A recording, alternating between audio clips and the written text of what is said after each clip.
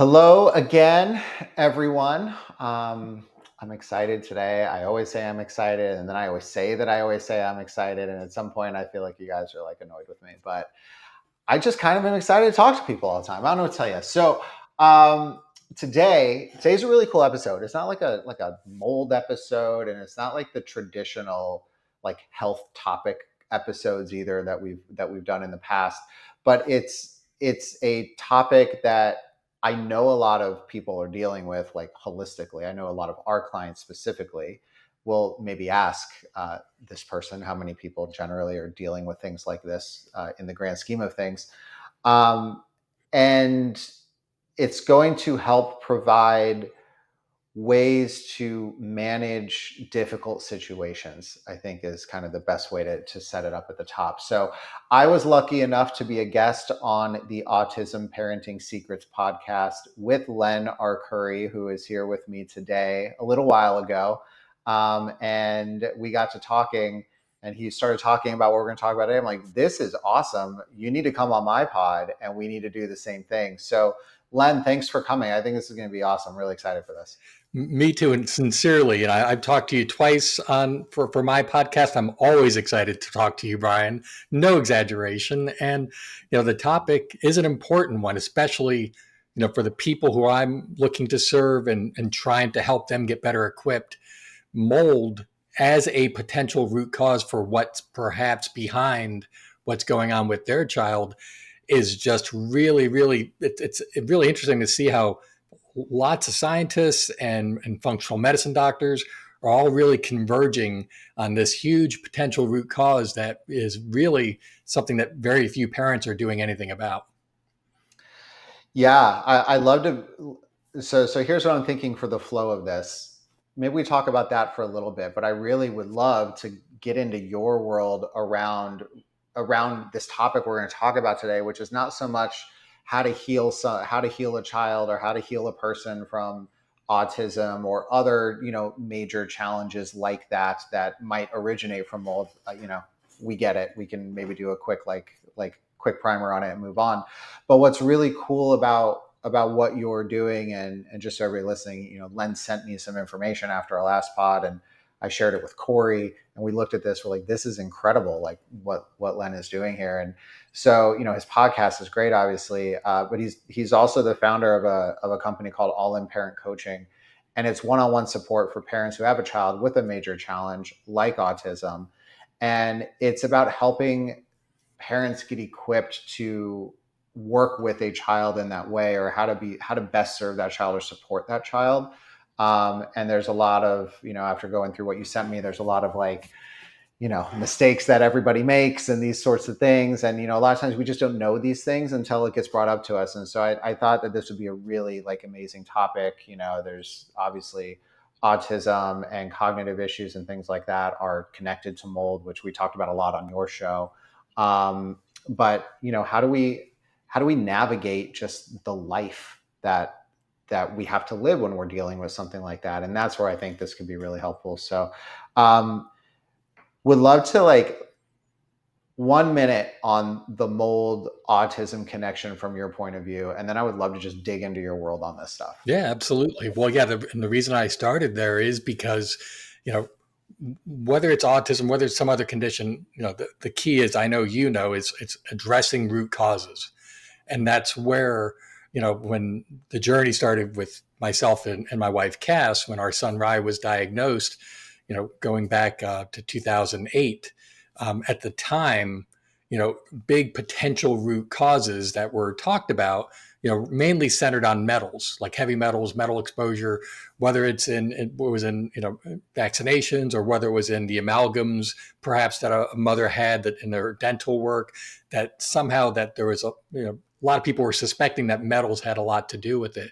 And clearly metals are one of many potential root causes. And so, simply put, within this space, there's this concept of total load, where there's a lot of environmental stressors, toxins out there. And for super sensitive kids who maybe had, certain exposures early on, that is where so much opportunity lies, is if you can address the root cause of what's relevant for that child, everything can change. And that's where lately it's just been interesting from my vantage point to see so many different people converging on mold being like something that was just mentioned occasionally. You might hear about it, to now where it doesn't matter what the discipline is, the type of doctor or practitioner. So many people are converging on this, and I just think it's very noteworthy. Yeah, it's really interesting and wonderful that the point of view is expanding and trying to look at other things that could be contributing to stuff. And you know, we have all these issues that are going on, and like, why are they happening now when they didn't used to happen, right? It's like, what's the reason here? Not to say that environment is always the reason, right? But it's where you spend literally all of your time, right? So it has a direct connection to you. Um, okay, good. So for everyone listening, you got your mold fix. Now, now I actually want to get into the meat of this. And what I really liked about what you had sent over, and this is, it's funny because it's actually like just parenting in general, but it's almost like kind of shaped to this. Whereas, parents, this is some things I took out of it are often unintentionally in the way of their child's progress, and not because they mean to be, but because they're just not equipped, whether it's emotionally or mentally or tactically or whatever it is, to be able to like recognize what's happening and understand like strategies and ways and things to handle those specific things in ways that actually benefit and serve the child, whether it's just being a child and growing up or dealing with tough things that are going on. And so I'd love to maybe start there. And obviously you do one-on-one coaching as well. So, why what is it about the way that you approach this that you feel like really resonates and helps people? Yeah, well, I appreciate that. And overall, you're 100% right when you talk about, and I fully believe that parents are not equipped for this, particularly for the journey of parenting a child with autism. And I think it's even beyond not being equipped. It's that parents are programmed for failure, and so it really takes a lot for a parent to step out of that version of themselves to be able to better respond and to make better decisions, whatever they happen to be, for the child. And kind of that's where what I do is extremely unique in a sense. I'm not just some parent who has a child who's made a lot, great progress, and now I feel like I have the answers for other parents. Absolutely not. Autism is so incredibly individualized to that person as to what exactly is happening. And it took me many years and a lot to leave my corporate career to do this full time. But it's really all about not even the child, it's about the parent and helping the parent to transform into a much better decision maker, which means kind of taking whatever you thought parenting should be and maybe mindsets you had as a parent or beliefs that you're holding, and really checking in on those. Because if you basically do what happened with me, you get this autism diagnosis, which is like a shovel to the head, and you have no idea, no expertise, no sense that you can handle this, and you're desperately looking for the doctor or the person who's going to fix your kid. Mm-hmm. There is no doctor, there is no guru that's going to solve it, which is why the greatest opportunity is for a parent to go from wherever they are, which isn't a lowly place, but to where they're really running on all cylinders and can discern what is happening with my child and what are the few things I can do that can really help meet my child where they are to help them thrive. It's not about recovering a child or anything of that nature.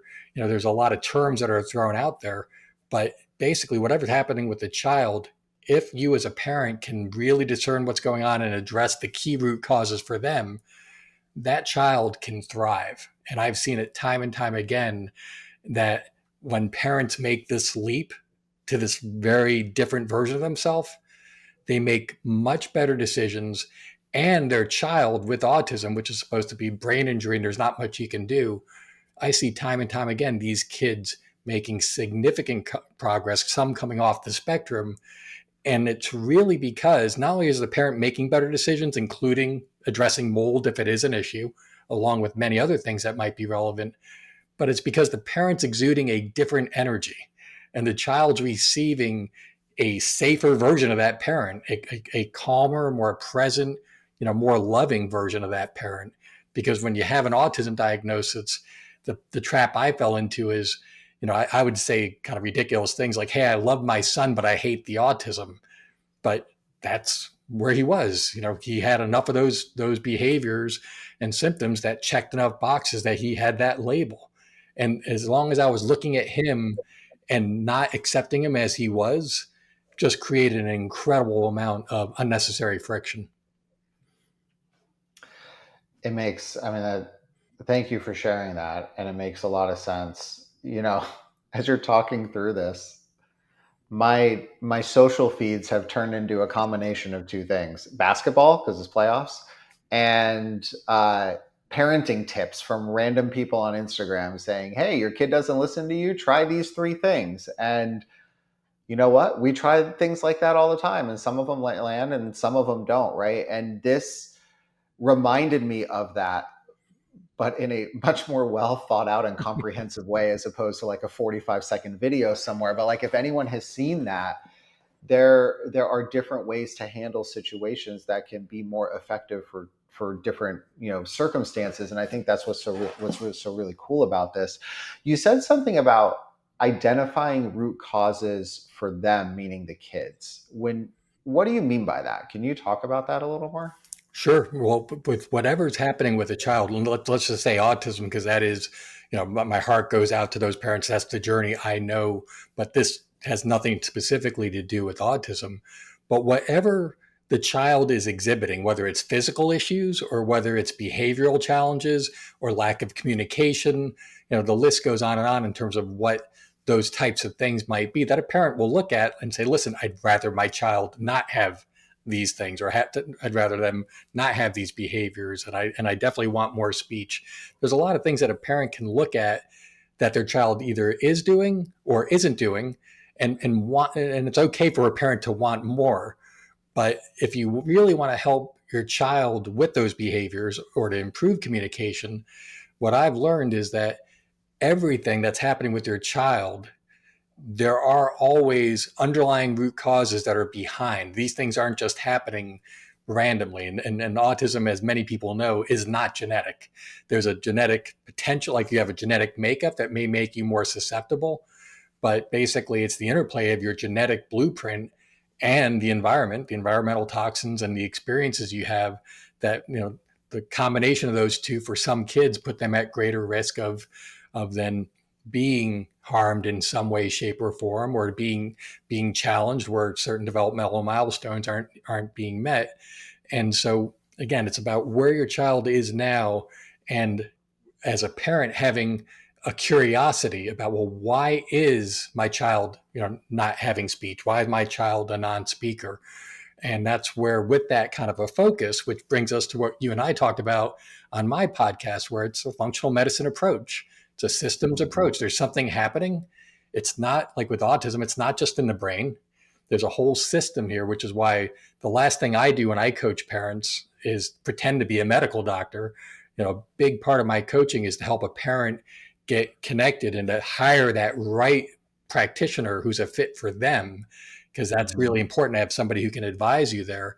But I do help parents with taking what they're, let's say, a functional medicine or a MAPS doctor is what they're called in the, for kids with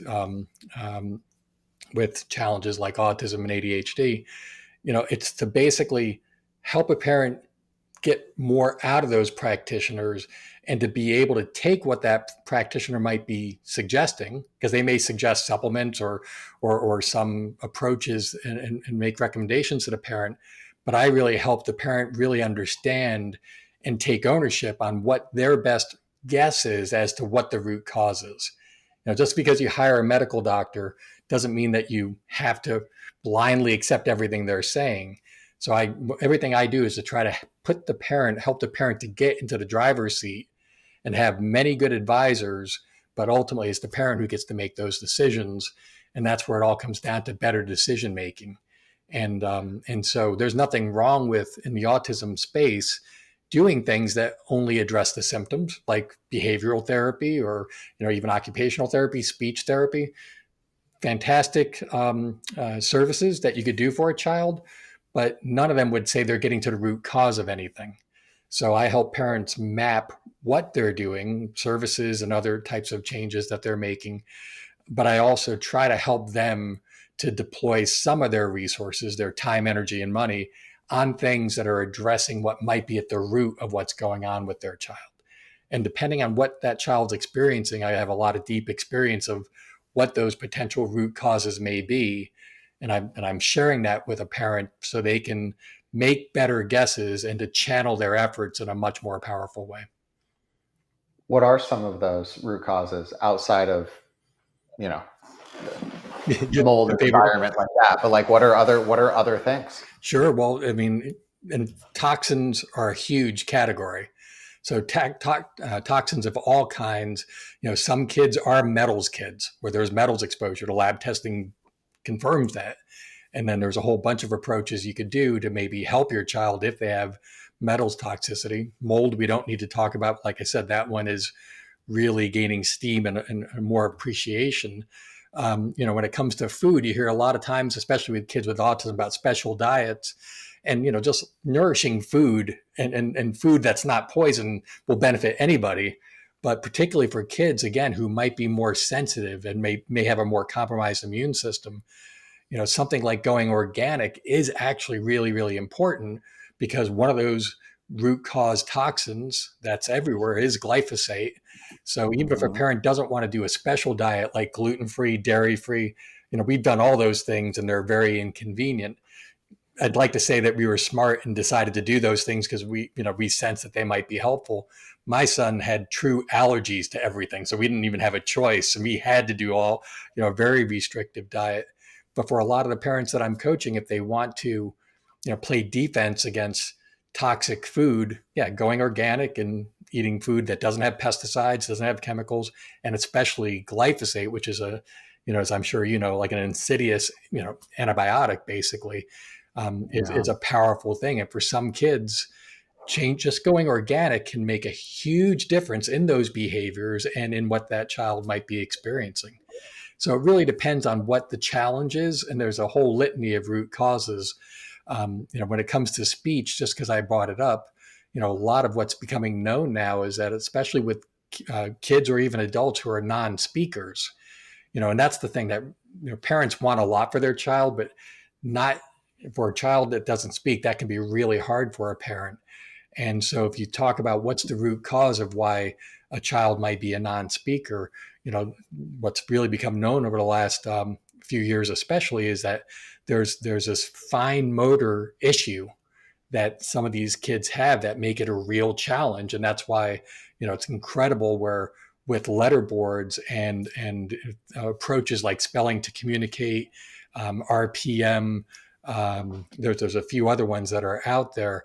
um, these kids who most people would look at, including their own parents, and say, my child, I love them, but they're in a totally different world. They don't understand anything that's happening, profoundly autistic.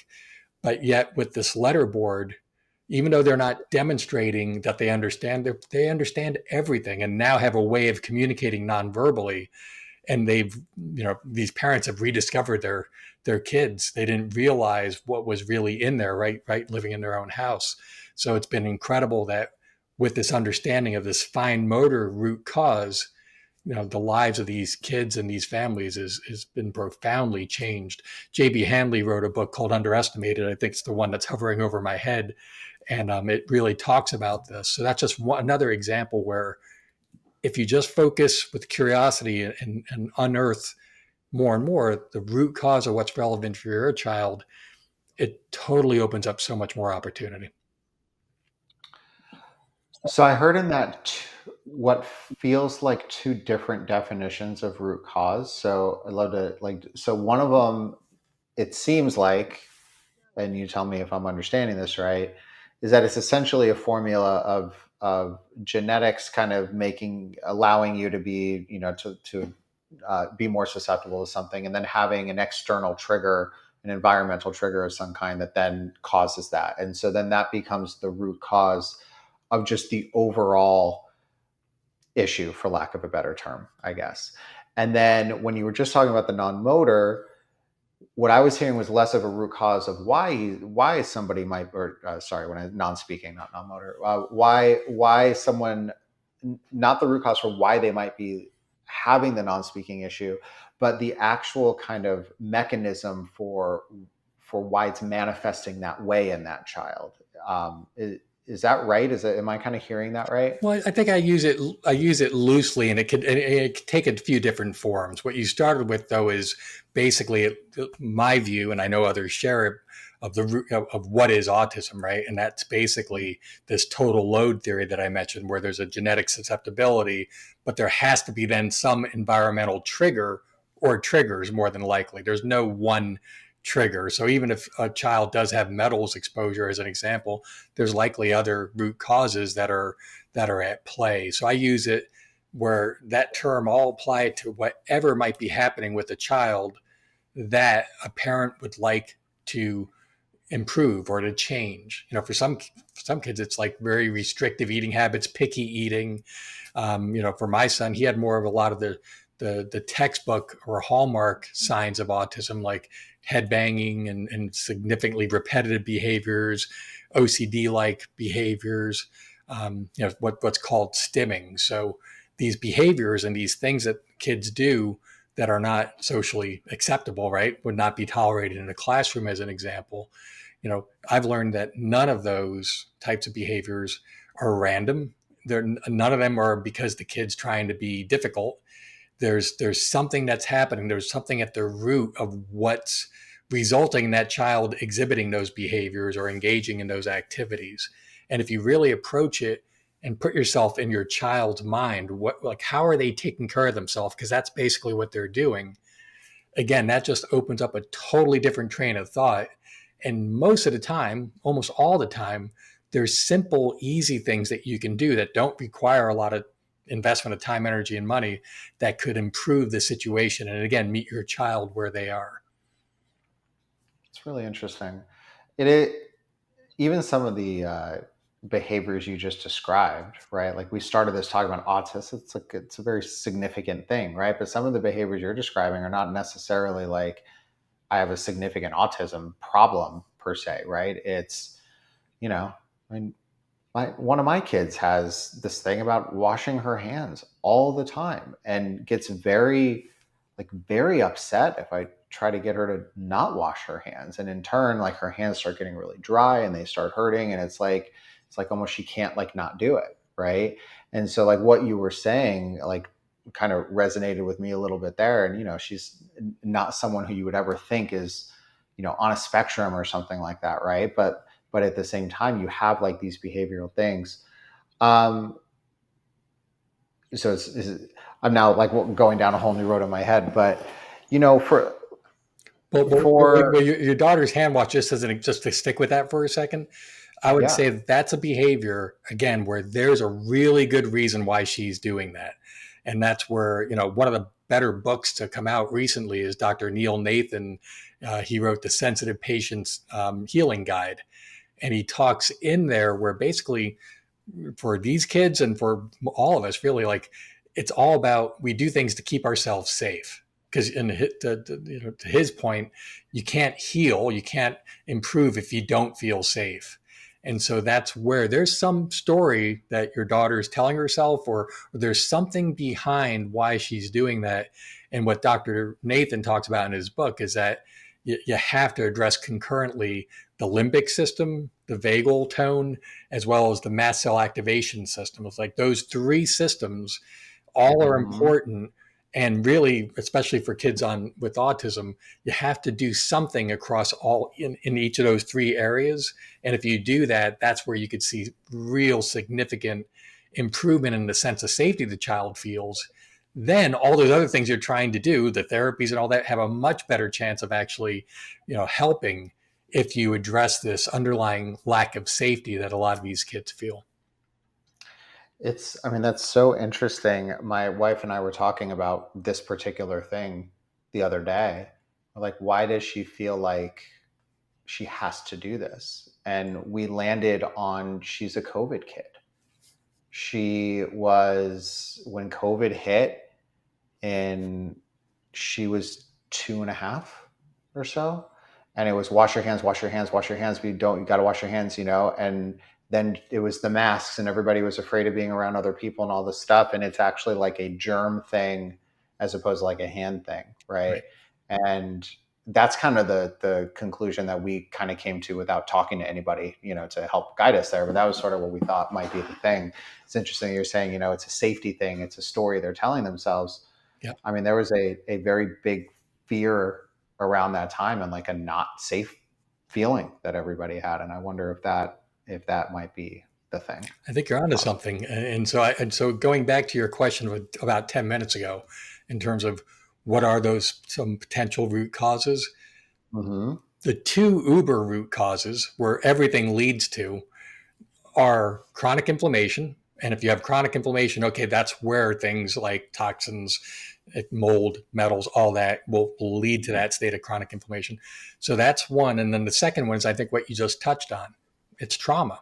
It's unhealed emotional, or perhaps physical trauma. A lot of it's not a coincidence. A lot of the parents I coach, their child, um, there's birth issues, right? Whether it was an emergency C-section, that happened to be the case with my son, or just, let's just say, a more challenging or stressful birth process.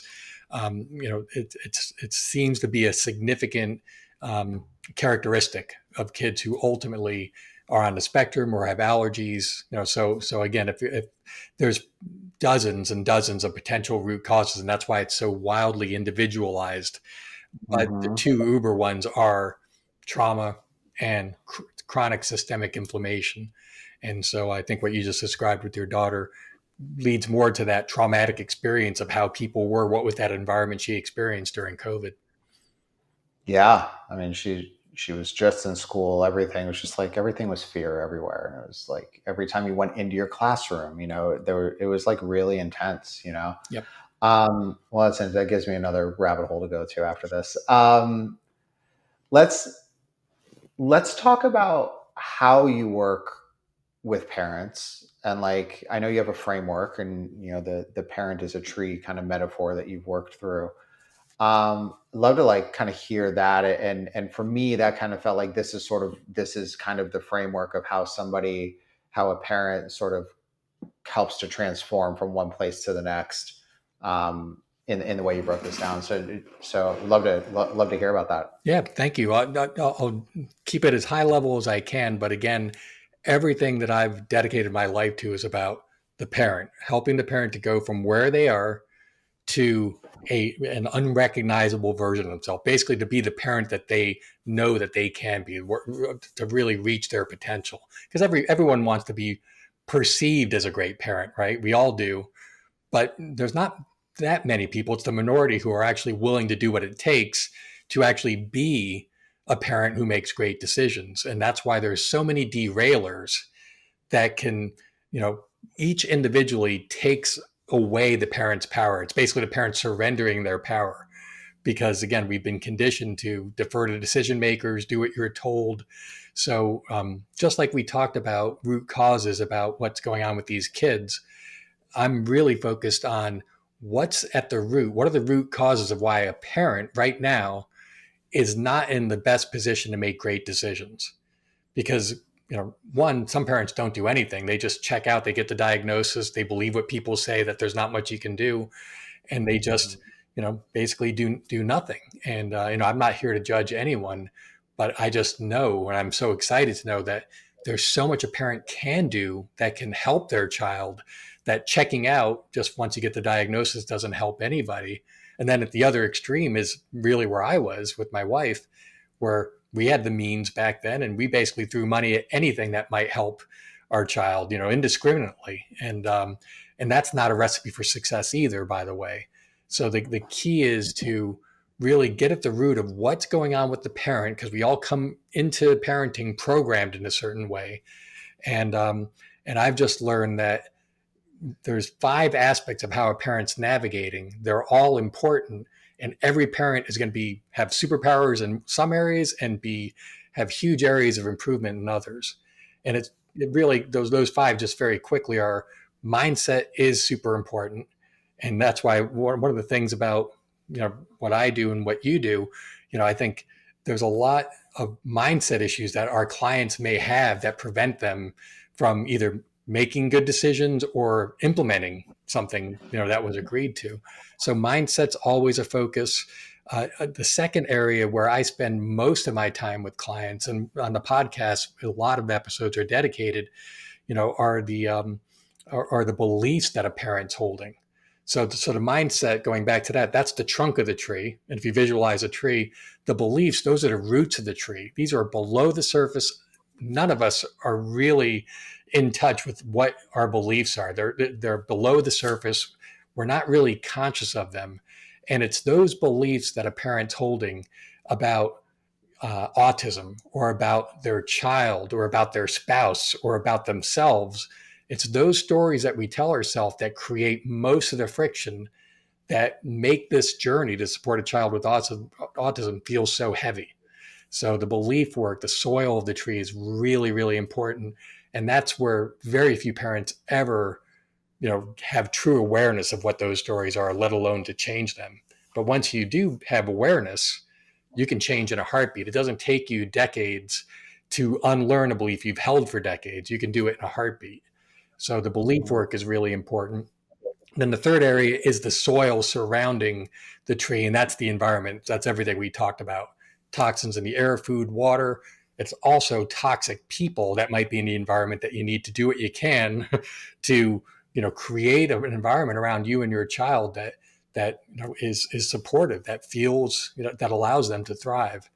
And then the fourth area of the tree are the leaves of the tree, and that's really the knowledge that a parent has, and then the actions that they're taking, and that's where you know it's easy to do nothing or it's easy to do too much. There's a sweet spot of doing a few things that you really believe are going to help your child the most and doing them well, as opposed to doing 20 things half-assed. So that's where there's an art to how do you channel your effort in the most meaningful way. And that's where Mm-hmm. you can address whatever you feel is right, but at least have some of your efforts focus on a root cause or root causes, is how kids with autism can make huge progress. And then the fifth area is the fruit of the tree. That's what you're going after. That's the vision you have for your child, what you're hoping for them. That's the vision that you have for yourself as a parent. And then breaking that vision down into manageable goals. That's something very few parents use goals in a meaningful way. And that's also part of the coaching to help them do that in an effective way. And so that's basically the five areas. And, a parent can be stuck because of some root cause issue in any of those five areas. And it sounds like from what you're saying, like the core beliefs are what you see as like the most frequent area where there's issues. Absolutely. The journey Yeah. feels heavy because of the friction that these beliefs come with. Because there's some belief, and I don't believe that there are good beliefs and bad beliefs.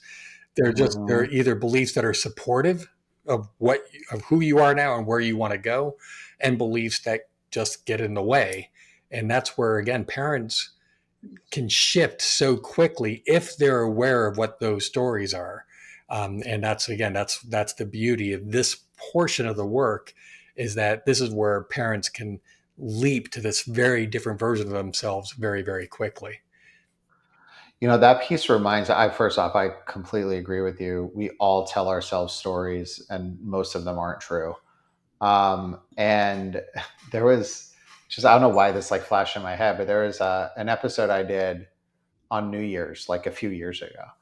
And yeah, I was basically trashing New Year's resolutions because for it was actually a really fun like rant that I went on. But at one point I talked about like what my morning looks like and when I wake up and what I do in the morning.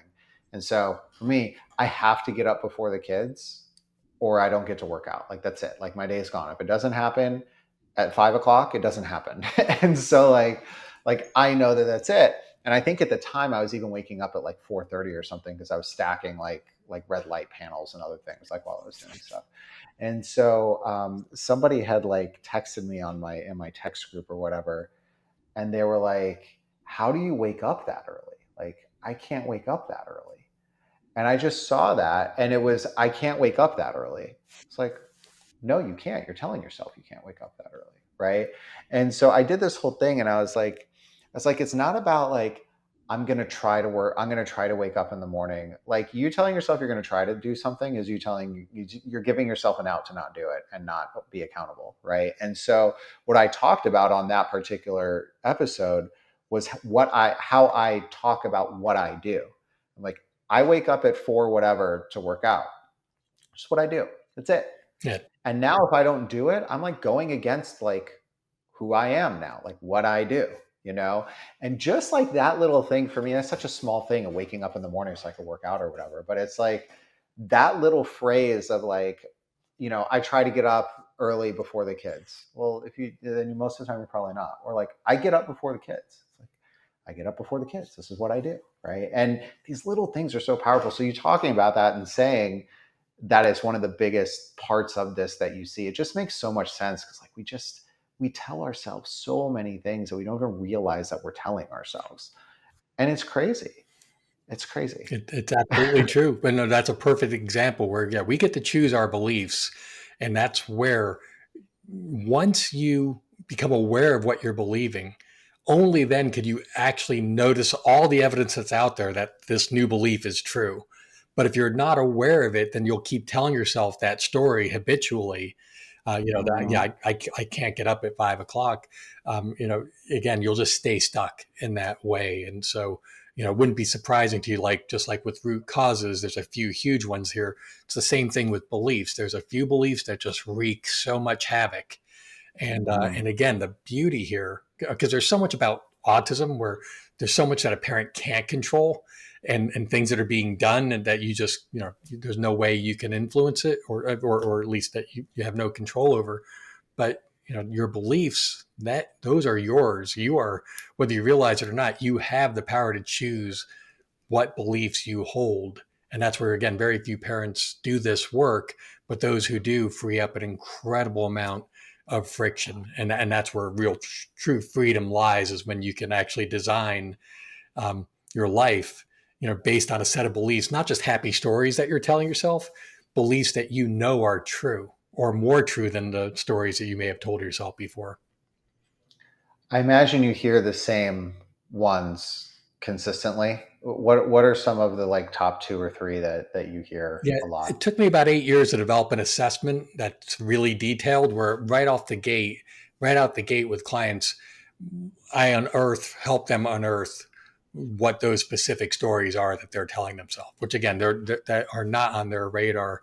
But at a very high level, I'll just give you one big one. Um, Mm-hmm. the big Uber belief that a parent is holding, that's likely causing a lot of friction and stress, is this variation of a belief that my child is broken, right?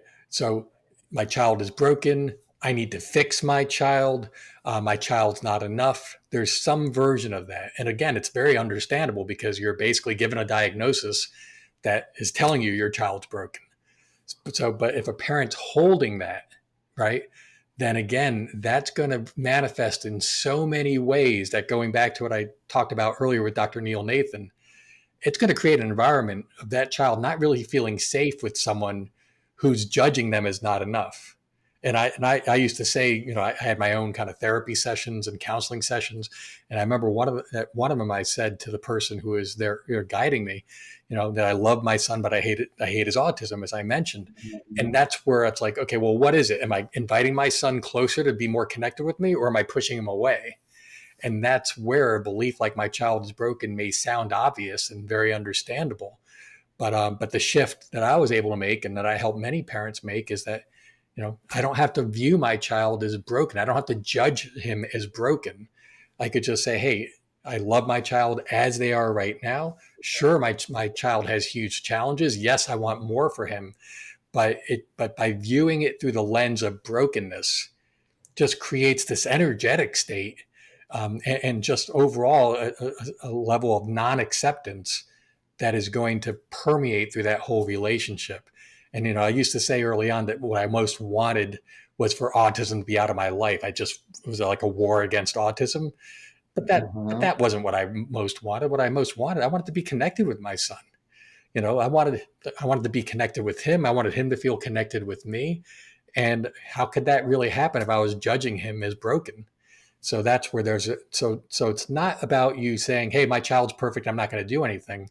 It's about that, just going for true acceptance, unconditional love, and more of a lightness where you're actually pleasant to be around with your child, to invite them to want to become more part of our world. Because that's ultimately what's so painful about autism is these kids are in a totally different world, usually like my son, not wanting anything to do with our world. And, if I wanted to make a great invitation for him to come more into my world, it had to start with me. I had to stop judging him as broken. So that's one specific belief, and there's a lot of variations on it, but that wreaks a lot of havoc. Wow. What? So there's this balance, it sounds like, between more like functional medicine and getting support on that side as opposed to the coaching component here. I imagine even therapy work or something possibly. Like, where's the interplay and the balance between all of these things? There are definite few components that are at play here.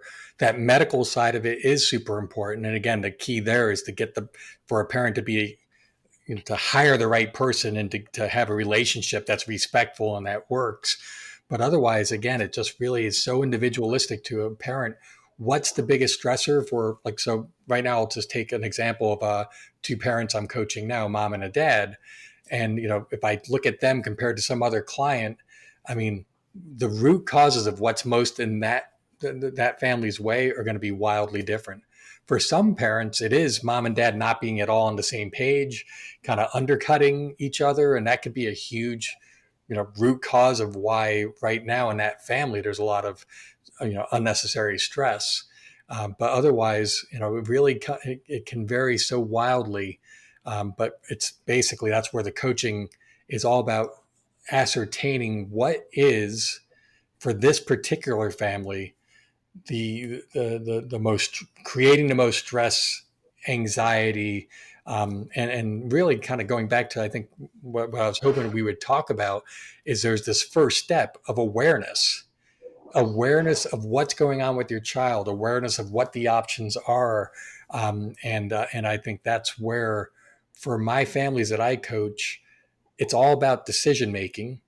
And it's the same thing with mold, and where with some of the clients I coach, where if that's something that they know is an issue or they suspect is an issue, there's a lot of stuff that can get in the way of them taking action. And so, just going back and using it as an example, because I know your audience is familiar with it, but, to really understand the consequences of a mold environment, a toxic mold environment, if unaddressed, right? And Yeah. then, so what are the consequences? And then what are the benefits? And I think a lot of times we all, as people, when it comes to decision making, we make a huge mistake. We only focus on the short term. We're focusing on the short term. Okay, how much is it going to cost me? Short term, am I going to see results really quickly, or is it going to take a while? And that Yeah. short term focus of the decision making it's incomplete, and it takes so many things off the table. So a big part Hmm. of the coaching that I do is to help parents to have short and long term considerations for costs and benefits, and then they can make a better decision as to, is this something that's worth doing. So I just feel like there's a lot of aspects of where I see parents getting stuck on what's going on with their child and how they can help, that's very relevant for that specific issue, that if mold is an issue, what can prevent parents from taking action. And, so I think that lack of awareness and factoring in the long term is one. And then a second one is just, I look at it as like the bar test, because especially for a dad, a dad needs to be able to explain to his buddies why they're doing something, like whether it's going gluten free, or whether, tearing up their house, doing mold remediation. It's the same thing. Right. Unless that person can explain it to his buddies, he's not going to go for it. You'll find Hmm. all kind of ways not to make that decision, and that gets to another huge driver of all decision making. More than the benefits of making a great decision, people are really more fueled by being terrified of looking foolish, of being embarrassed, right? And that, tearing up your house for mold, spending a lot of money on mold remediation, some people may feel that, like that's a foolish thing, especially if their child or their family doesn't improve significantly. So there's this driver behind the decision making where I think people generally, and I put myself in all these categories, you know, terrified of inconvenience, terrified of looking foolish. And that's where, if you really factor in, you know, short-term and long-term considerations, benefits and consequences, or costs, you can make a much better decision that you can feel good about. But it might be one that's unpopular, so you need to be able to make a bold decision and be okay if other people are judging you as crazy or reckless or whatever the case may be. It's such a good insight. I see it all the time too, and I talk about it too. It's fear-based decision making, like being in a fear mindset. It doesn't serve anyone. And it's also a balance between the short term, and it's like when you're living in a fear kind of sphere in terms of like mindset, and when you're starting to make decisions, then every decision that you're considering, you're thinking of the worst possible scenario that can come from that. And so the examples you just gave, yeah, we're going to, remediate the house, but we're not going to find anything. And it's like, well, what if you do? Right? And you don't actually know that you're not going to find anything. Like, and but then you almost start believing what you're putting down. Now you're starting to believe the future story. You're like future pacing fear on yourself, and then in doing so, it's altering your current use point of view on how you're doing things off of stuff that's never even happened and likely will never happen in the future. This whole way of how our minds think and what people do and how they think about things, I just think it's so interesting. And there's so many of us, including myself, that go through days, and these computers in our head it's almost like they're wired to do harm in some way for some reason. But at the end of the day, it actually ties back to what you said earlier, and I actually think that this is really why. It's because of the need for us to feel safe, right? And so there's safety in the known, and there's not safety in the unknown. And with the unknown now becomes fear, and there's a possibility of some sort of lack of safety, whether it's financial stability or relationship. There's all different types of safety, right? And so I think when you said time back, like there's two main things, and that being one of them, I think is like so important to really like unpack a lot of the thought processes we have and the decisions we make and all that stuff. Yeah, it's very, very very insightful conversation that you're having here on like more of a meta level as opposed to like specific tactics, which I think is really cool. Yeah, no, absolutely. And it's all about energy management. And just simply put, it's easy to spend an incredible, excessive amount of time either futurizing how things are going to play out negatively, or pasteurizing, looking at in the past, shame, guilt, regret. And again, you can feel whatever you want to feel, but to make great decisions, you need to be in the present, look at things objectively, and that means sometimes taking action again that other people don't understand, or may not be cheering you on. But again, it's not about doing X, Y, and Z. It's about a parent just discerning what is right for my child. And that's where a lot of what I do is just giving parents the space for them to discern that. And I have a lot of tools that help them do that. But again, I don't think any parent's going to benefit from someone who thinks they have all the answers. Hey, do X, Y, and Z. It's just really, again, there's nobody who knows their child better than the parent. And this is all just about how can they get to a much better place where they can make great decisions, whatever they may be, for their child, and not waste their value, the most precious thing they have, which is their time, spent on Mm, things that just aren't helping anybody. yeah. So who's the right parent to reach out to you? Like, what are the signals or the signs that like might indicate that they're ready to do this type of work? Well, the one-on-one coaching, again, it would benefit any parent of a child who's experiencing a challenging situation. But really, the podcast, that's been going on for 4 years now. I know, just like with yours, I mean, I spend a lot of time making sure those episodes are really in and of themselves useful. So a lot of the Mhm. concepts, the perspectives, and even the ways and these maybe different beliefs to check in on, it's all in the podcast. So people can go there on all major platforms. Autism Parenting Secrets is the podcast. And then for the coaching, really, I mean, I'd like to say there's one profile, but basically the one unifying element of the parents I coach these are parents who are all in, which is why that's what it's called, all in coaching, all in parent coaching. Mhm. And that means they want the ball, right? They know that there's no one who's going to come to save them. They want to make and again, I didn't want the ball early on. I wanted anybody to fix my kid because I Yeah. did not trust myself at all. But it's for parents who know more is possible for their child. They want to have that ownership. They want to be the CEO of what's going on with their child. And again, that means at least someone who is willing to do inconvenient things, to perhaps go down a different path. And again, as I mentioned at the outset, it's for parents who truly are committed to being the best parent they can be for their child that needs them, as opposed to parents who are only willing to do what other people will approve of. Because the last thing I'll share is that autism is a uniquely challenging journey for parents, particularly a child with profound autism. And the whole autism industry, it's like a hamster wheel where basically nobody gets better because it's a diagnosis. As you know, it's not a disease.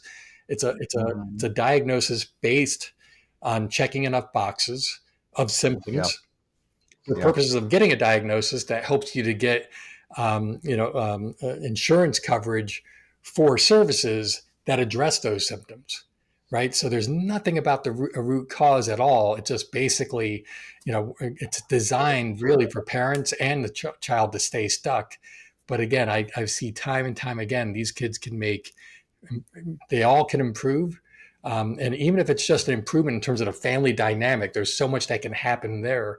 But I see time and time again kids making huge improvements, but only when the parent gets unstuck first. If the parent's in fight or flight, it's really hard for any meaningful progress. And that's why, I'm just so committed to helping these families who want to be the best parent they can be, but they just don't have a roadmap or the right tools. And that's basically the coaching.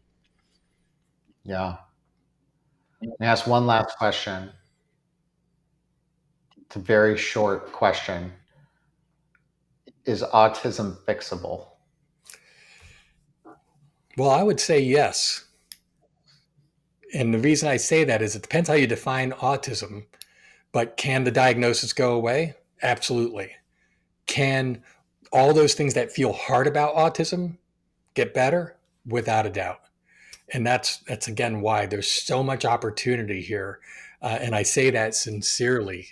Things can improve for your child or for yourself in profound ways, but not if you just kind of sit on your hands and don't think there's work for you to do as a parent, again, to get to a stronger place, which any of us can do. So that's where the coaching and the one-on-one nature is really important. I played around with membership communities and group coaching. Parents of a child on the spectrum don't want to be in a class with other parents. Like it's so individualistic. That's why the one-on-one is so key. So the way I coach parents now is extremely powerful. And again, for anyone who's looking to explore whether it's a good fit for them, elevatehowyounavigate.com is where they can go. And again, it's my honor to walk alongside parents, and it's incredible the change I see in parents rapidly when they get the right support. Awesome. Well, let's end it on that because I think that is a nice, hopeful vibe to end it on. Len, thanks so much for coming on. This was awesome. I knew it was going to be awesome, and it's different. from what, at least what my people are used to hearing all the time. And hopefully there's value in this. I know that there is. I pull value out of it, and I'm not necessarily one of probably your core demo people that would be reaching out to you. So this is like a really, really awesome chat. And thank you so much for sharing everything. How do people find you if they want to hear? Obviously, we talked about the podcast, is Autism Parenting Secrets. Yep. Uh, Anything else? Any other places? Anything else? Nope, just elevatehowyounavigate.com. But anybody can reach out to me directly, Len at All In Parent. Again, I'm just committed to helping parents as in whatever way is right for them. So people can reach out to me directly. And again, Brian, I really appreciate what you do. Again, it's a huge growing issue. I love that I can share our episodes with my clients, with our listeners. So, and I love that you have your podcast. I think it's dynamite. So keep going. Awesome. You too, man. Appreciate it. We'll talk to you soon. You bet.